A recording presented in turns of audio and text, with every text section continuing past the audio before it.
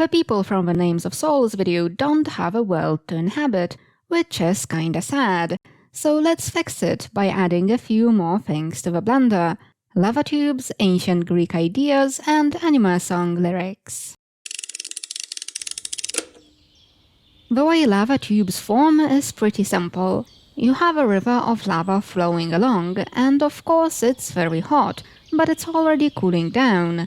The top of the lava river, which is in contact with the air, cools down the fastest and forms a solid crust. But underneath that crust, lava is still flowing, and once the lava flow ends, you end up with a cave. And I'm sure the Bone Tunic people can make use of these somehow. I wanted them to have a nice conical volcano as well, but apparently this is not very plausible.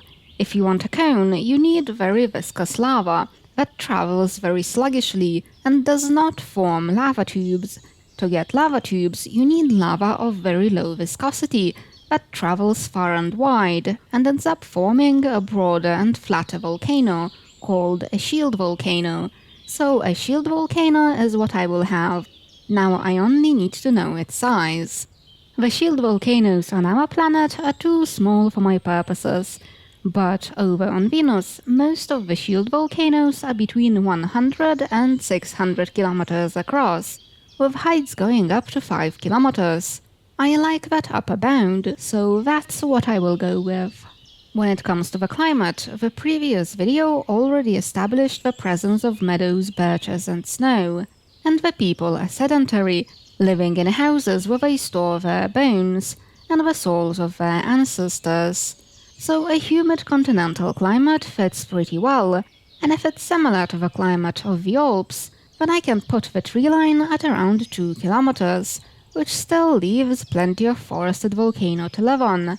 But the Alps are located on a whole big continent, and continents are far too big and unwieldy. So I will steal an idea from Pythias, an ancient Greek geographer. He once sailed really far to the north and encountered a boundary that could not be traversed either on foot or by boat. Land, sea and air were all merged together, like in the days of primeval chaos. Pythias probably just encountered ice sludge with a thick fog hanging over it, but that's boring, so I will take primeval chaos instead. The world boundary lies at the foot of my shield volcano, and it's relatively gradual. If you were to walk towards it, you would slowly become surrounded by a heavy grey fog, and the ground under your feet would become soft like mud. Further out, you would find that you can walk through trees and swim through meadows, and finally you would dissolve into the fog together with the forest itself. But the sun does survive beyond the boundary of the world, and it moves across the sky exactly as one would expect. The moon, on the other hand, hangs within the bounds of the world, always in the same spot, above the summit of the volcano, and shines every night, which is helpful because stars don't exist in this world. The clouds form out of the primeval fog, and all rivers run back into it, so the water cycle is almost normal.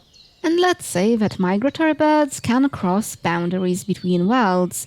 They arrive every spring, guided by the ever-present moon, and then depart in autumn. Now there's only one last thing left to add. There's a really nice song called Tsuki no Mayu, sung by Aki Okui and composed by Yoko Kanno, which was used as an ending theme in an oldish anime. I like the lyrics of this song a lot, and while they are a bit too poetic for me to entirely figure out, it seems that the main idea is that the moon is a round cocoon, and on one trembling night a swallowtail butterfly will hatch from this cocoon, and its wings will span the galaxy.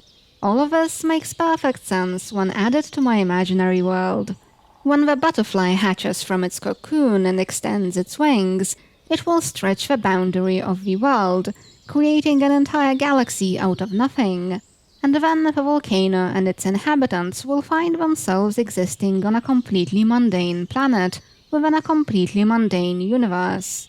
Coincidentally, this world would be a good setting for a portal fantasy, The protagonist could accidentally follow a bunch of birds migrating to this world on a balloon or something like that, and then be stuck in Fantasyland for the whole summer, until they could finally go back home in autumn, together with the migrating birds.